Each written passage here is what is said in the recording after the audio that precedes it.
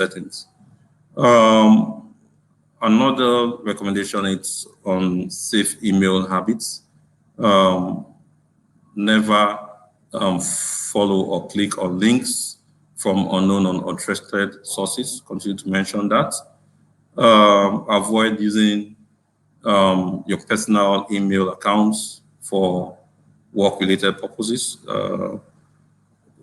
The third parties email service providers don't offer as much secure services as your corporate organization. So you could end up sharing confidential or sensitive information using those channels.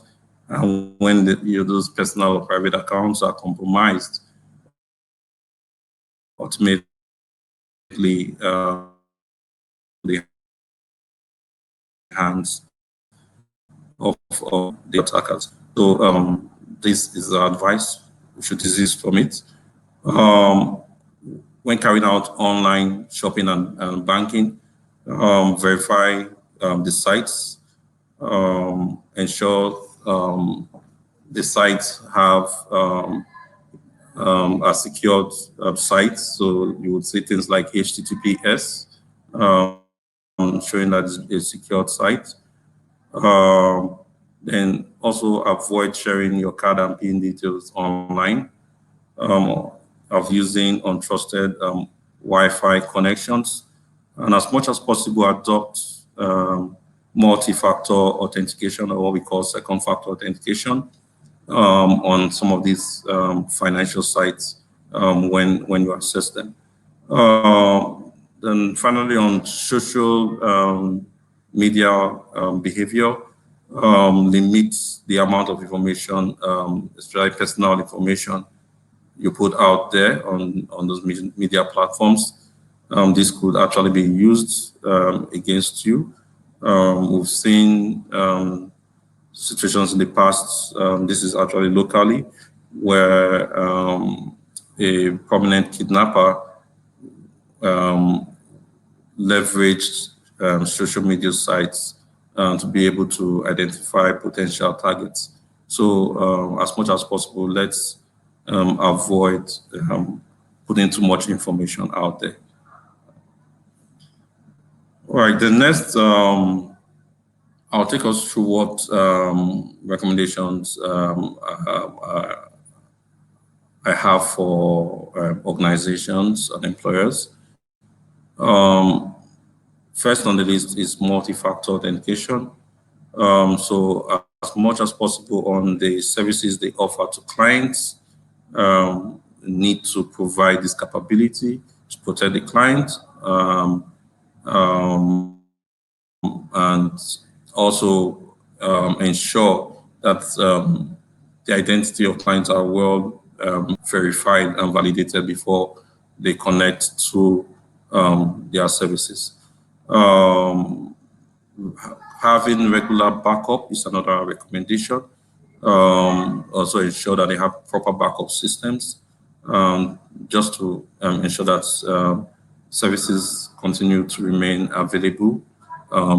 Clients and customer and sensitive information do not get lost as a result of cyber attacks. I think one of the common threats we see today in this area, it's ransomware. So ransomware, it's a form of malware that basically targets organizational sensitive information with a purpose of encrypting it and rendering it unavailable for use. So having proper backups ensure that you don't lose copies of those backups.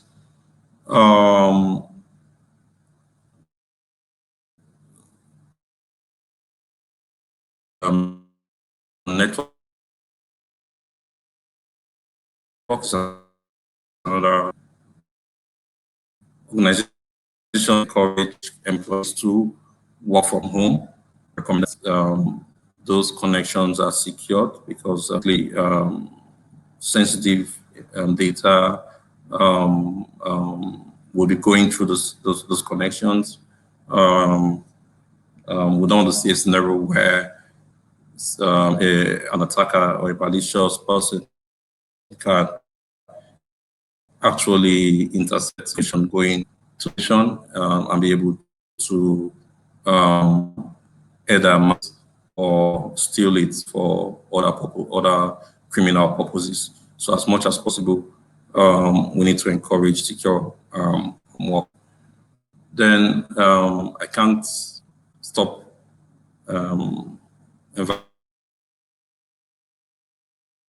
evangelizing for this. We try continuous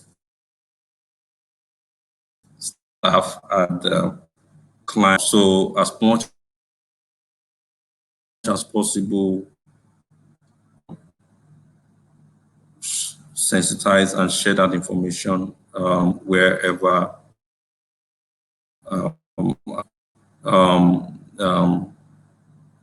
in this scenario, in this period of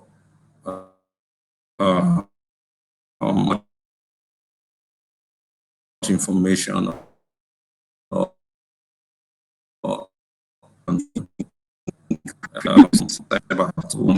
don't believe to spread that message. We need to continue to put that in front of the staff and also in front of the clients face at all times. To secure online meetings. So we've seen issues in the past, this even very recent as much from Zoom meetings. I don't know how many of us did see that message or that advisory, where there was a weakness in the system, and people were able to, unauthorized individuals were able to more or less gain access to information while in your meetings, or even intrude and intercept in such meetings. What I would recommend in such scenarios is continue to review the systems and platforms used for this purpose, ensure that they actually are up to date and practice good information security hygiene. As much as possible, adapt the use of passwords when connecting to meetings. So put controls that require attendees to sign abilities to be able to admit signing users into the meetings. And I think finally, it's having a business continuity plan in place. So organizations should update their BCPs, especially in these new ways of working remotely and working from home. Policies should reflect this and have proper strategies that would reflect a pandemic situation like COVID-19 that was witnessed of recent. I don't think a lot of organizations were very much prepared for this, but to a large extent, I think they're taking the learnings, and that should be taken into developing their business continuity plans.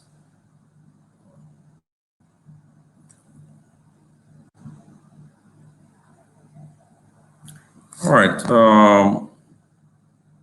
So on the final note, I would take you through the final tips that you should keep abreast with, and also ensure you pay a lot of attention. And this kind of summarizes a lot of the messages that I've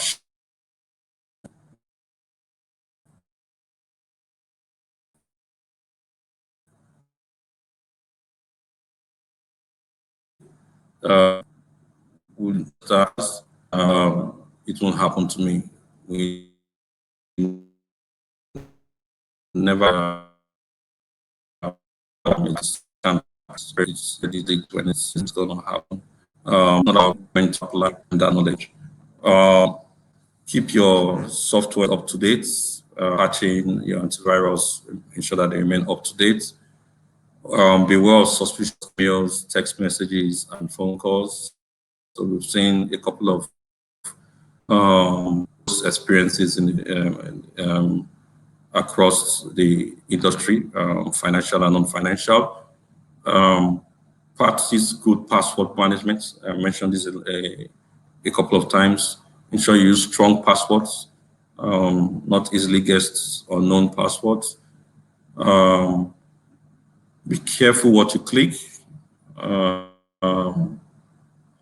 Never leave devices unattended. I think one of the recommendations I will make here, especially for mobile device users, when I say mobile, I mean cell phone users.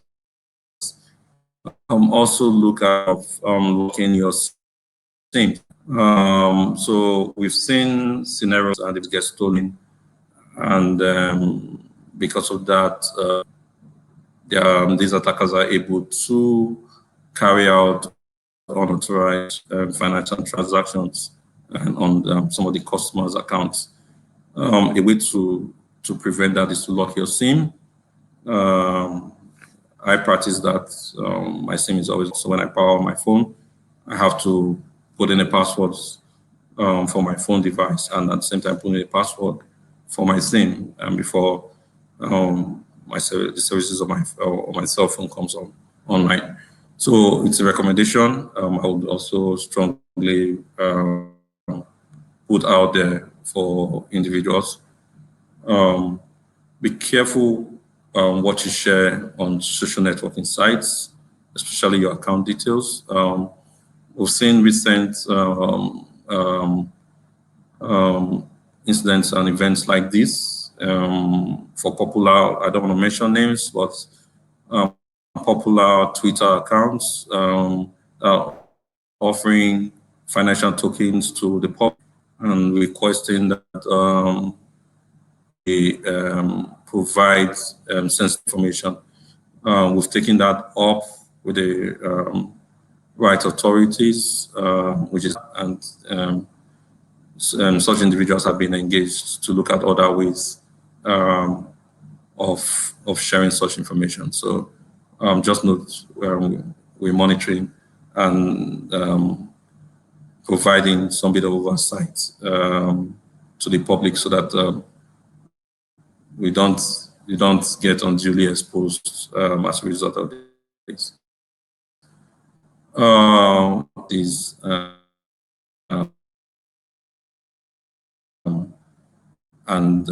Networks, yeah, this is very key.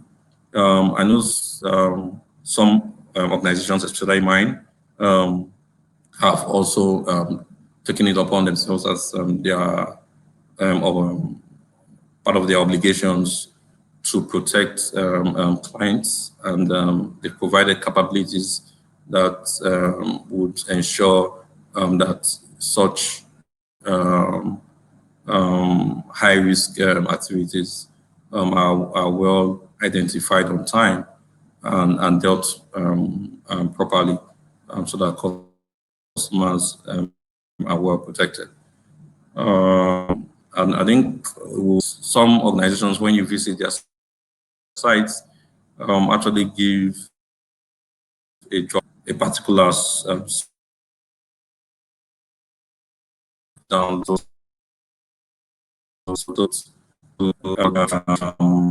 software.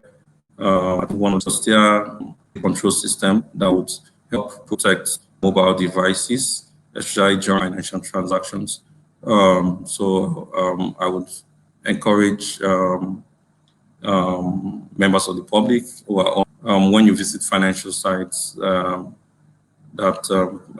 would provide such capability, try and adopt it so that you can be protected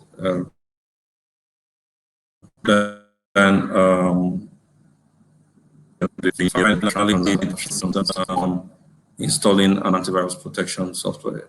This is key, though it doesn't automatically protect you fully, but to a large extent, it ensures that you don't fall prey to some of the known ways or methods being used and adopted by the cyber criminals to infect your end user device. We would still continue to mention that you adopt, in addition to antivirus, multi-factor authentication for financial systems.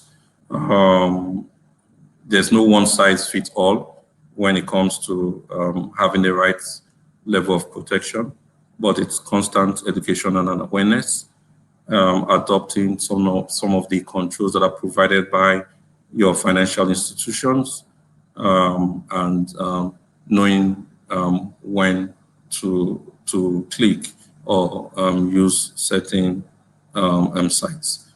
So on that note, I'll say thank you and I'm open to questions. Yeah. Thanks a lot, Abu. Appreciate it, even though we had quite a bit of glitches on and off. I'd like to start from the last point you made, which is about the antivirus. Somebody wants to know what antivirus do you recommend? Do you recommend anyone, or they're just anyone is good? Yes, so I would say anyone is good. Not just to look like it's a marketing opinion. No. So any antivirus, it's good. I think it's just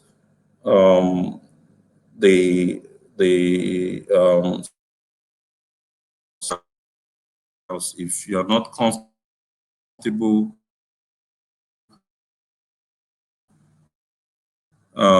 with one you basically switch or change. But I think I've used I've used Trend. These are some of the products I've worked with. I know Microsoft is also one of the vendors today that is good. I think, well, like I mentioned, it's all about having the right technical support on the product. Yeah. Okay, thanks on that. We'll go back into your presentation a bit. Because of the glitches, some people didn't hear you when you were talking about the top 5 concerns and mitigation tips. Can you go back to that slide? So you could just walk them through briefly again. Okay.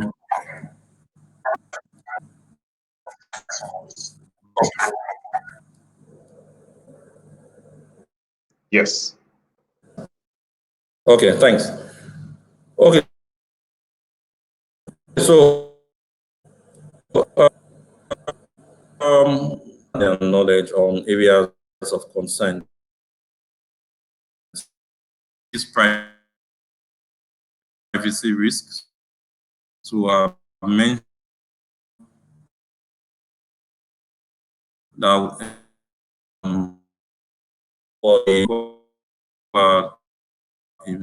exploit. We've seen scenarios where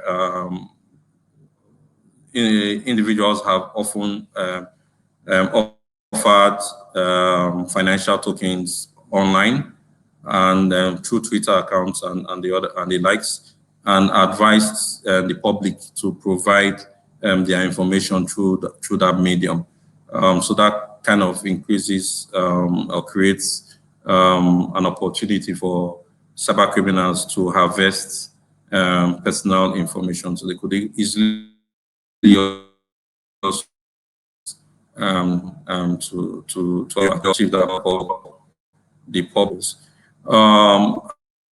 I then mentioned that we should avoid using our personal devices and private accounts for conducting business. And this is strongly because when you through your personal or information, sensitive on private email accounts, you don't have the level of protection the organization has put in place to protect the sensitivity around such information. And you end up creating an avenue for those third-party accounts of third-party accounts that host your personal accounts to be easily hacked and thereby giving and granting access to such sensitive and confidential information. So we would advise, or rather I advise that you desist from such practice. Third was speaking to relaxed segregation of duties and controls. This is more to the business environment.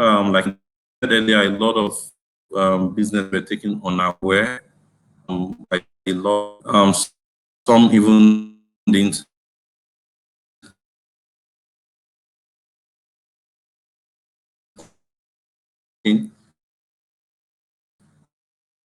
And yet, business has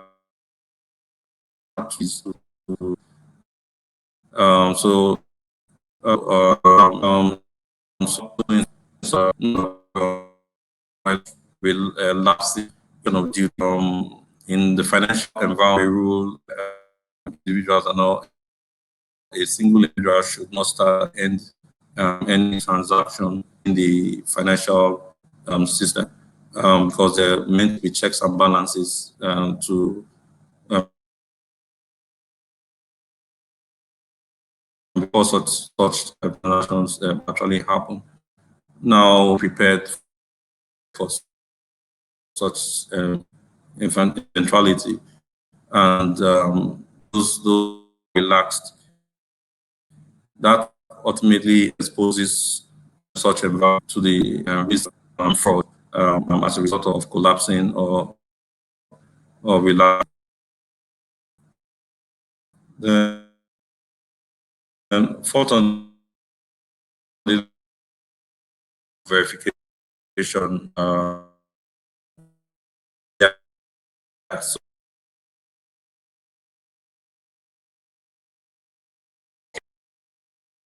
So the question is, you physically, yes, you'll be able to insert now probably to the environment remotely. How and how do you put the right control? Sure, you're 100% confident to the environment of connecting to systems. With the record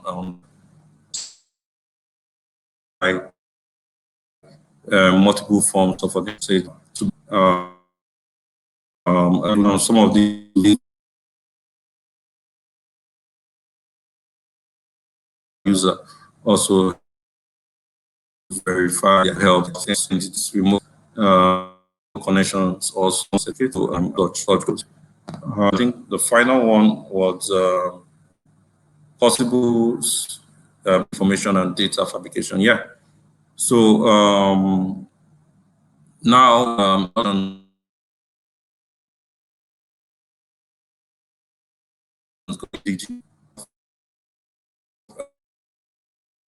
online systems that are able to, so your process change, you have online and you end up seeing situations where people try to exploit such dependencies by sending fake mandates to banks,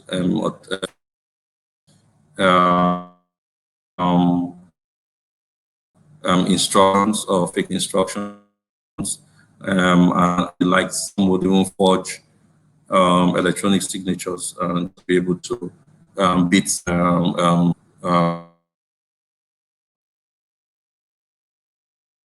following a lot of verification. So I think those were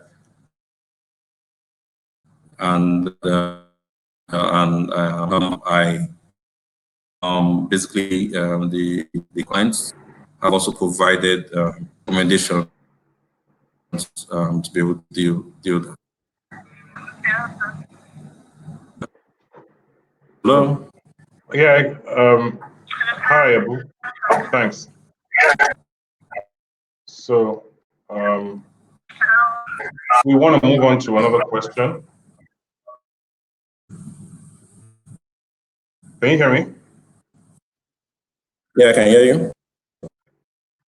Okay, so somebody wants to know, aside from BCP modifications necessitated by pandemics of this type, should we also consider making our remote working policies enforceable? Yes, so yes, I think that's really the main intention of policies. So policies should be enforced. I think other than just updating the policies, setting the tone, we also should look at how do we then implement those policies. So like I said, some organizations were not ready, but during the course of the lockdown, they've learned, they've seen possible gaps, and they're all taking necessary actions to deal those gaps. So I think when you update your policies, it's actually meant to be implemented and enforced. So yes, you should enforce them and implement them. Yeah. Okay, somebody wants to know. Let me just put this out there. We passed the hour mark, but because of the glitches we had, so we'll have spare a few more minutes just to attend to some questions and let Abu respond to them. But just bear with us a moment, and then we'll round up very shortly. Somebody wants to know very quickly, can viruses be passed through mobile phones?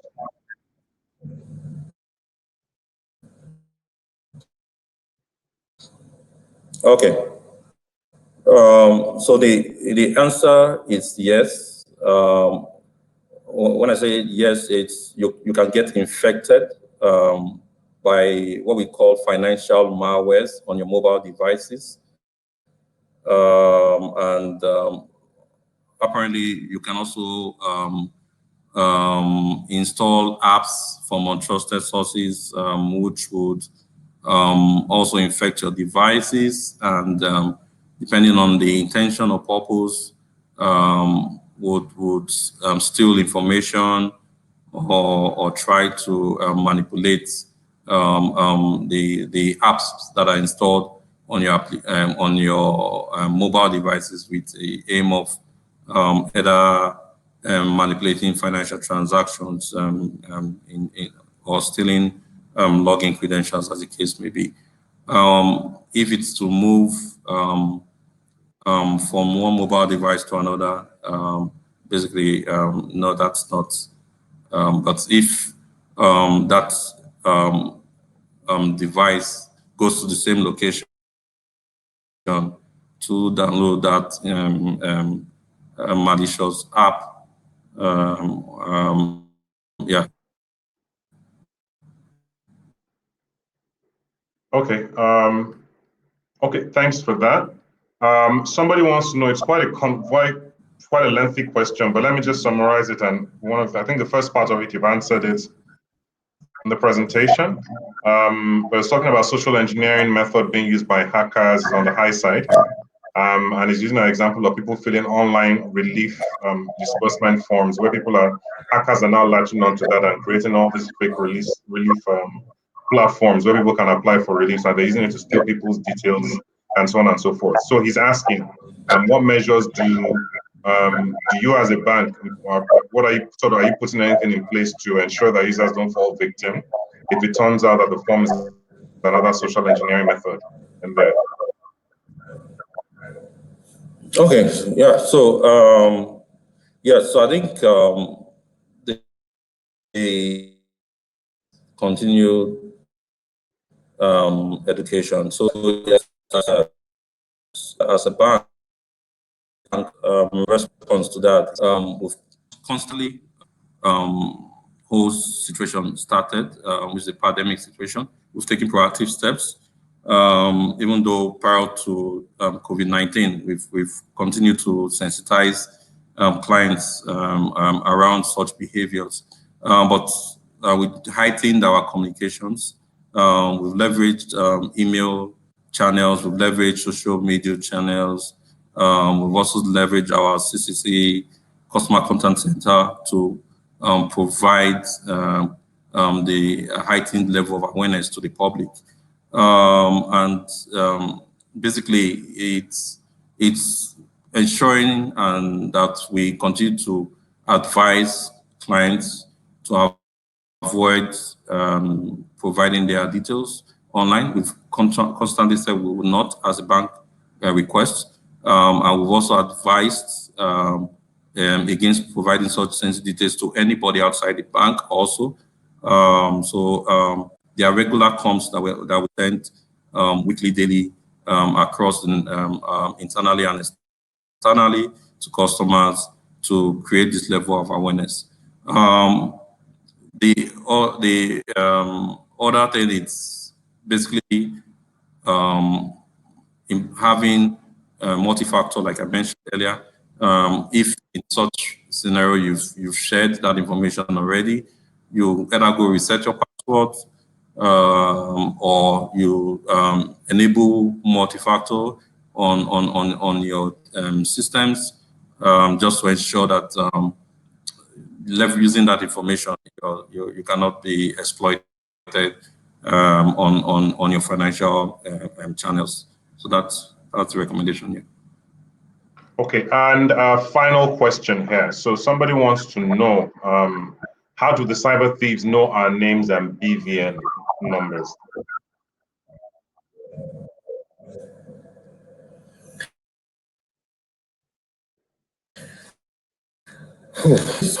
Okay.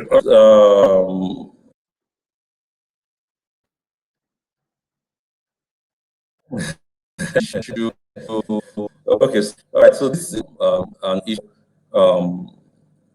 which the industry, and when I say industry, I mean financial industry, is aware of, and it's been brought to the notice of stakeholders within the financial industry to clearly look into the problem and identify the weak points. There are a couple of assumptions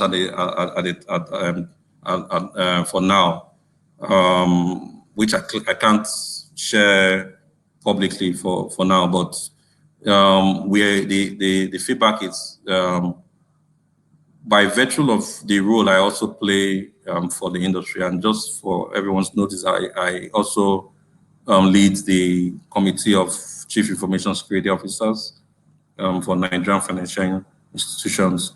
And what that committee does is to provide risk-based advisory services to the financial industry.